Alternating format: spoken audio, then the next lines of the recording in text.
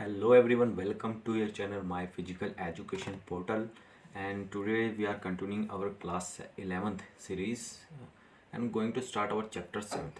इससे पहले हमने जो है अपने सभी चैप्टर्स कर लिए हैं। जिसने वीडियो नहीं देखी जाके प्लेलिस्ट में चेक करें, 11th क्लास फिजिकल एजुकेशन के नाम से प्लेलिस्ट है, तो वहाँ पे सीरीज़ वाइज आपको जो है चैप्टर मिल जाएंगे। चलिए आज बात करेंगे टेस्ट, मेजरमेंट एंड इवेल्युएशन की। सबसे पहले देखेंगे कि मीनिंग और डेफिनेशन क्या है। टेस्ट एंड मेजरमेंट और इवैल्यूएशन मतलब कि इनका मतलब क्या है और इनकी डेफिनेशन क्या है।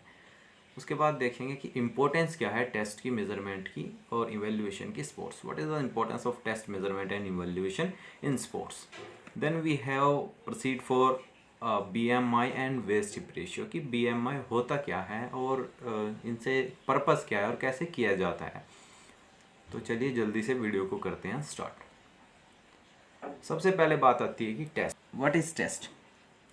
तो देखिए, जब भी हमें किसी चीज़ का पता करना होता है, मतलब किसी की चीज़ को पता करना होता है, परफॉर्मेंस हो सकता है, स्किल हो सकता है, नॉलेज या बिहेवियर या और कुछ चीज़ भी हो सकती है, तो हम कुछ ना कुछ टेस्ट या कुछ ऐसी चीज़ करते हैं जिससे हमें पता चले। तो देखिए, test is a tool, instrument, technique or procedure what tester is looking for. अब देखिए, जो चीज़ हमें देखनी है, कोई स्किल है, कोई नॉलेज, बिहेवियर, कुछ हाइट मेज़र करनी है या कुछ भी मेज़र करने हैं, जो एक टेस्टर मतलब कि जो टेस्ट ले रहा है उसको जो चीज़ देखनी है, जिस चीज़ का पता लगाना है, उसके लिए जो हम टूल या इंस्ट्रूमेंट या टेक्निक या प्रोसीजर अपनाते हैं, ठीक है, वो हमारा टेस्ट कहलाता है। तो देखिए, जैसे आपके क्लास में भी टेस्ट होते हैं, तो आपकी टीचर क्या चाहती है, आपकी टीचर क्या चाहती है कि आपकी नॉलेज को जानना चाहती है। उस नॉलेज को जानने के लिए वो क्या आपको क्वेश्चन पेपर देती है या टेस्ट जिसको आप बोलते हो, तो वो क्या हो गया आपके लिए, टेस्ट हो गया आपके लिए, ठीक है। अब हमने एग्जांपल लिया स्पोर्ट्स का, क्योंकि हम फिजिकल एजुकेशन की बात कर रहे हैं, तो यहाँ पे हम टोटली स्पोर्ट्स से रिलेट करके चलेंगे। To measure speed of student we conduct 100 metre race. देखिए, अगर हम क्लास में से देखना चाहते हैं कि किस बच्चे की स्पीड सबसे ज़्यादा है, किसकी स्पीड अच्छी है, तो हम क्या करेंगे, 100 मीटर की रेस का जो है उनकी रेस करवा दी। तो हम देखना क्या चाह रहे हैं, स्पीड, ठीक है। स्पीड एक फैक्टर हो गया ना, ये तो परफॉर्मेंस में आ गया, ठीक है। हम देखना चाह रहे हैं किस बच्चे की स्पीड ज़्यादा है। उस स्पीड के लिए हमने क्या किया, 100 मीटर की रेस करवा दी। 100 मीटर क्या हो गया, टेस्ट। तो अगर हमें कुछ भी स्किल, परफॉर्मेंस, नॉलेज या कुछ भी चेक करना है, उसके लिए अगर कोई भी हम ये तो टूल या इंस्ट्रूमेंट या टेक्निक या प्रोसीजर अपनाते हैं, वो हमारा टेस्ट हो जाता है। जिन्हें थोड़ी सी भी इंग्लिश में प्रॉब्लम है, उनके लिए हमने हिंदी में बिल्कुल अच्छे से लिख दिया। टेस्ट एक उपकरण, तकनीक या प्रक्रिया है जो किसी चीज़ को मापने के काम आती है। क्या मापने की, किस चीज़, कोई भी चीज़, परफॉर्मेंस हो सकती है, स्किल हो सकती है, नॉलेज हो सकती है, बिहेवियर या और भी कुछ चीज़ हो सकती है, ठीक है। इतना क्लियर हो गया कि अगर किसी चीज़ को नापने के लिए या मापने के लिए कुछ चीज़ हमें देखनी है, परफॉर्मेंस या स्किल या बिहेवियर और नॉलेज चेक करनी है, उस नॉलेज को चेक करने के लिए जो हम टूल, इंस्ट्रूमेंट या कुछ भी प्रोसीजर अपनाते हैं, वो हमारा टेस्ट हो जाता है, ठीक है। Test is a base for measurement and evaluation. अब आप इवेल्युएट तभी कर पाओगे जब कोई टेस्ट कंडक्ट करोगे, आपके नंबर आएंगे, तो आप कुछ आगे आपके टीचर इवेल्युएट कर पाएंगे। वो हम आगे देखेंगे मेजरमेंट क्या होती है और इवेल्युएशन क्या होता है। फिर बात आती है मेजरमेंट की, मतलब कि माप। अब मेजरमेंट क्या है, द डाटा, वैल्यू और information that we get from test. देखिए, अगर क्लास में टेस्ट हुआ, एग्जाम्पल की बात है, अगर क्लास में टेस्ट हुआ तो उसमें जो आपके नंबर आए वो आपकी होगी मेजरमेंट। तो एक तरह से स्कोर कह सकते हैं इसे। अब जैसे हमने एक ही एग्जांपल लेके चलेंगे, अभी 100 मीटर की रेस करवाई थी स्पीड नापने के लिए, तो जो रेस हुई वो तो हो गई टेस्ट। अब उस रेस का टाइमिंग भी तो आया होगा कि किस बच्चे ने कितने सेकंड में 100 मीटर कंप्लीट करी।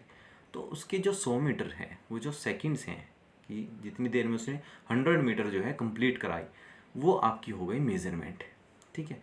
या मेजरमेंट दूसरा एग्जांपल ले लेते हैं लॉन्ग जंप का। अगर हमें देखना है कि किस बच्चे की जंप एबिलिटी अच्छी है या किसकी पावर लेग्स की अच्छी है, तो हमने लॉन्ग जंप करा दी, और जो जितनी उसने लॉन्ग जंप की, जितनी दूर वो कूदा, तो उसकी जो मेजरमेंट आई 10 फुट, 12 फुट, 14 फुट, वो हो गई उसकी मेज़रमेंट, मतलब कि उसका स्कोर हो गया। ठीक है, हम अभी 100 मीटर का एग्जांपल लेके चल रहे हैं, जो कि पीछे भी हमने लिया था सेम, ताकि कंफ्यूजन ना हो। जो हमने 100 मीटर की रेस कराई, उसमें कौन फर्स्ट आया या कितने टाइम में उसने 100 मीटर पूरी की, वो उसकी हो गई आपकी मेज़रमेंट। अब बात आती है इवैल्यूएशन की। ठीक है, तो इवैल्यूएशन में क्या है कि जजमेंट। अब हमने टेस्ट ले लिया, आपकी क्लास में टेस्ट हुआ। ठीक है, 20-20 नंबर का क्लास टेस्ट हुआ, तो आपका टेस्ट हो गया। उसके बाद में आपके नंबर आए, वो आपके मेज़रमेंट हो गई कि इसके इतने नंबर आए। इवैल्यूएशन क्या है कि टीचर जब उसको इवैल्यूएट करेगा कि किसके कितने अच्छे नंबर आए हैं। ठीक है, या अभी एग्जांपल ले लेते हैं 100 मीटर का जो हमारा एग्जांपल चल रहा है, तो किसकी टाइमिंग सबसे बढ़िया आई या किसकी एवरेज आई। कोई बच्चा 12 सेकंड में करेगा, कोई 14 में, कोई 15 में, कोई 16 सेकंड्स में 100 मीटर को करेगा। तो जो टेस्टर है, जो कि टेस्ट ले रहा है, जिसने कि 100 मीटर की दौड़ करवाई, तो वो देखेगा कि कौन बच्चा, वो इवैल्यूएट करेगा किसकी टाइमिंग अच्छी है, कौन किसकी कितनी अच्छी स्पीड है, या कौन कितनी अच्छी रेस लगाता है, स्प्रिंट लगाता है। तो वो हो गया इवैल्यूएशन, मतलब कि आपकी जो स्कोर आए हैं, मेज़रमेंट आए हैं, उसके हिसाब से देखना, तय करना कि आपकी परफॉर्मेंस कितनी अच्छी है। फिर आता है importance of test, measurement and evaluation in sports. Importance क्या है टेस्ट, मेजरमेंट और इवैल्यूएशन की स्पोर्ट्स में। चलिए देखते हैं एक एक पॉइंट करके फटाफट। वैसे तो ये पॉइंट आप खुद भी लिख सकते हैं, लेकिन मैंने कुछ पॉइंट यहाँ पे लिख दिए ताकि आपको हेल्प हो जाए, किसी तरह की हेल्प मिल जाए। क्लासिफिकेशन ऑफ स्पोर्ट्समैन, ये बिल्कुल, जब भी आप स्पोर्ट्स में जाएंगे, किसी बच्चे को स्पोर्ट्स में डालेंगे, तो आप उसकी बॉडी को मेज़र करके या उसकी बॉडी को देख के उसका टेस्ट लेके कि वो किस गेम में अच्छा है, उसकी 100 मीटर करा दी, स्प्रिंट लगवा के देख लिया ज़्यादा, अगर उसका एंडोरेंस अच्छा है तो एंडोरेंस टाइप के स्पोर्ट्स में डाल देंगे ना, अगर उसकी स्ट्रेंथ ज़्यादा अच्छी है तो आप किसी स्ट्रेंथ के उसके गेम में आप उसे डाल देंगे। ट्रेनिंग डिज़ाइन, जैसी उसकी बॉडी होगी, जैसे उसका स्पोर्ट्स होगा, उसी हिसाब से आप उसको फिर ट्रेनिंग कराएंगे। तो इसी प्रकार आपके बहुत ज़्यादा हेल्पफुल है कि टेस्ट और मेज़रमेंट इस चीज़ में आपकी हेल्प करती है ट्रेनिंग डिज़ाइन में। हेल्प इन गोल सेटिंग, फिर गोल सेटिंग की, उसका गोल क्या है उसे सेट करने के लिए। अभी आपने टेस्ट कर लिया किसी प्लेयर की कि इसको क्या इंजरी है या क्या उसकी वीकनेस है या क्या उसकी परफॉर्मेंस है, तो उसी हिसाब से आगे की गोल सेटिंग। अगर उसकी वीकनेस है, अगर हमें काम करना है स्ट्रेंथ पे, उसकी स्ट्रेंथ कम है, ठीक है, तो हमें उसकी स्ट्रेंथ या ताकत या स्पीड पे, जिस पे भी हमें काम करना है, तो हम गोल सेट करेंगे कि हाँ इसके ये वीक पॉइंट है और हमें ये पहले वीक पॉइंट को, इसको थोड़ा स्ट्रॉन्ग करना है। फिर आता है to prepare norms and standards. काफ़ी ऐसे नॉर्म्स एंड स्टैंडर्ड्स होते हैं गेम्स में जो कि हम टेस्ट के बाद में उनको सेट करते हैं, काफ़ी सारे होते हैं।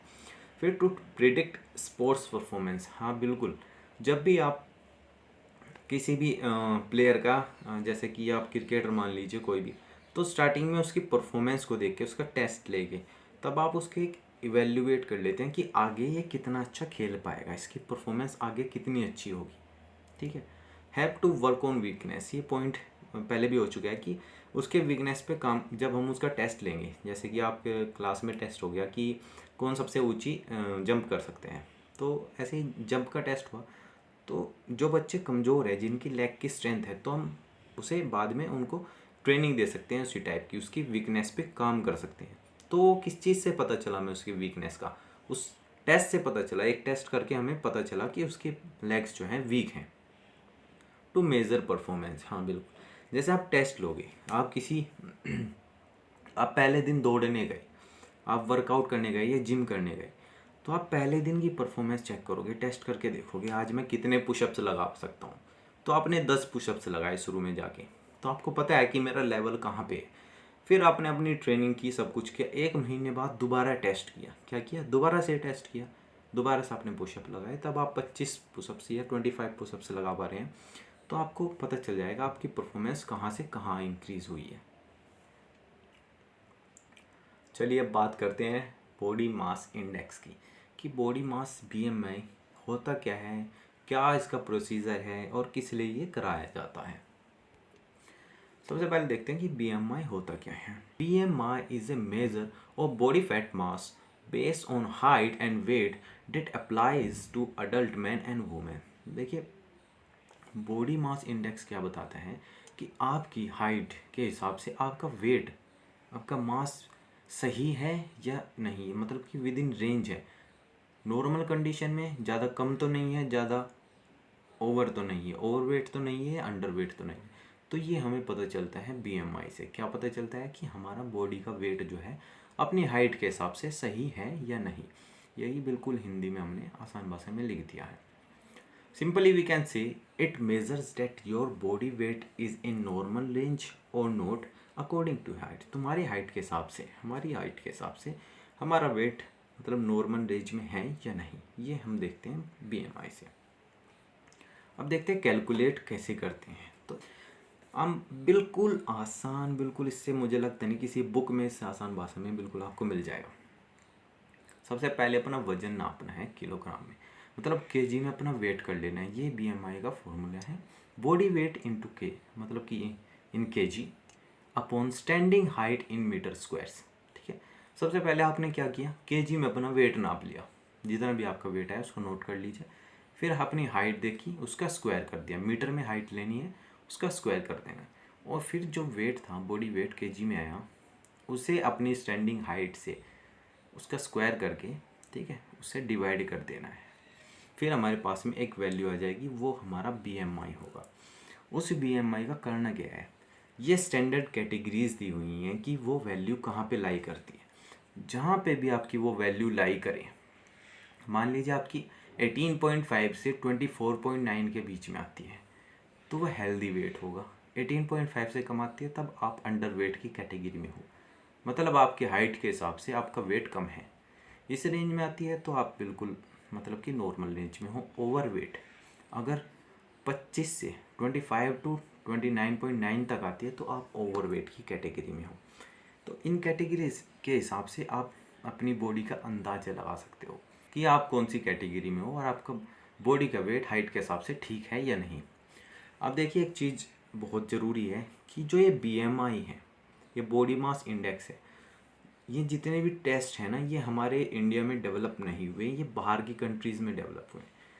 तो ये इतना एक्यूरेट नहीं होता।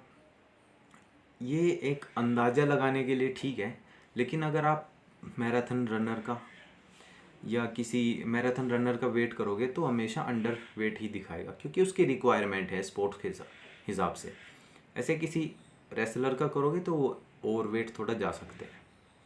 तो ये एक तरीके से स्टैंडर्डाइज चीज़ें हैं और ज़्यादातर बाहर हुई हैं, तो इतनी मतलब एक्यूरेट नहीं है। अच्छी हैं, बताती हैं, लेकिन बिल्कुल एक्यूरेटली सब चीज़ें नहीं बताती। फिर दूसरा टेस्ट हमारा वेस्ट हिप रेशियो। अब इसमें क्या होता है, इसमें सिर्फ हमें देखना है कि हम देखिए हमारा जो हिप का सरकमफ्रेंस है वो हमेशा ज़्यादातर वेस्ट के सरकमफ्रेंस से ज़्यादा रहता है। तो ये इसमें चेक करना होता है। अब करना क्या है इसमें, अब देखिए नापते किस लिए, इसका पर्पज़ क्या है, to measure the proportion of fat stored on your body around your waist. मतलब कि इसमें देखा जाता है कि आपके कमर और हिप्स के आसपास जो है कितना फ़ैट जमा है। ज़्यादा हाई रिस्क में तो नहीं है, अगर ज़्यादा फैट होगा तो ज़्यादा डिजीज़ के चांसेस बढ़ जाएंगे। ठीक है, तो इसमें इक्विपमेंट क्या चाहिए, कुछ नहीं, एक मेजरिंग टेप चाहिए जिससे कि आप मेज़रमेंट लोगे अपनी वेस्ट की और हिप्स की। अब इसमें करना क्या है, तो waist hip ratio is calculated by dividing your waist measurement by your hip measurement. आपको सिंपली अपनी कमर का नाप लेना है और अपनी हिप का नाप लेके, मतलब हिप की मेजरमेंट लेके जो वेस्ट की मेज़रमेंट है ये वो हिप की मेज़रमेंट से डिवाइड कर देनी है। तो जो आपकी वैल्यू निकल के आएगी वो आपकी वेस्ट हिप रेशियो होगी। बिल्कुल इसे निकालने के लिए हमें अपने कमर का नाप, मतलब कि सर्कमफ्रेंस या ग्रिथ लेनी है और हिप्स के नाप से उसे भाग दे देना है। ठीक है, मतलब कि डिवाइड कर देना है। जो भी वैल्यू आएगी वो आपकी वेस्ट हिप रेशियो होगी। अब देखना है हाउ टू टेक मेजरमेंट्स, मतलब कि जो वेस्ट की मेजरमेंट लेनी है, वेयर टू टेक, मतलब कहाँ से लेनी है, किस पॉइंट से लेनी है। तो देखो जो वेस्ट है, मतलब कि कमर वाला एरिया है, इसमें लेनी है हमें जो नाभि है, यह तो उसके ऊपर से है बिल्कुल एग्जैक्ट वहीं से, take waist circumference from the point of navel और जस्ट अबव नेवल। नेवल नाभि, नाभि वाला एरिया है, तो यहाँ से हमें अपनी वेस्ट की मेजरमेंट लेनी है। और हिप्स की कहाँ पे लेनी है? Take from maximum peak of hips, जहाँ से आपके हिप्स का पीक है, मतलब ये सबसे ज़्यादा है, तो उस जगह से आप हिप्स की जो है मेजरमेंट लेंगे। अब देखिए इसका फॉर्मूला क्या है। आपने अभी नाप लिया अपनी कमर का, तो वो डालना है आपको ऊपर, ठीक है। वेस्ट सर्कमफ्रेंस मतलब कि यहाँ पे आपका आ जाएगा, कमर का जो नाप आपने लिया है वो यहाँ पे, और जो हिप का लिया है वो नीचे, तो डिवाइड कर देंगे इनको आपस में, डिवाइड करके वेस्ट सर्कमफ्रेंस को हिप सर्कमफ्रेंस से डिवाइड करके आपकी जो भी वैल्यू आएगी वो आप हो जाएगा आपका वेस्ट हिप रेशियो। वही वैल्यू आपको सीधा यहाँ पे पुट कर देनी है। देख लेना, अगर वुमेन का है तो इस वाली वैल्यू में चेक करना है, मैन का है तो इसमें चेक करना है। देखिए अगर आता है मैन का, इससे कम आता है 0.95, तो उसे डिजीज़ मतलब बीमारी लगने के खतरे कम है, वेरी लो, बहुत कम है। ऐसे आप देख लेना, चेक करके अपने निकाल के कि किस टाइप में आपकी, किस कैटेगरी में आप लाई करते हैं। तो चलिए आज की वीडियो होती है यहीं पे कंप्लीट। मिलते हैं अपनी नेक्स्ट वीडियो में। Thank you very much, good bye, take care.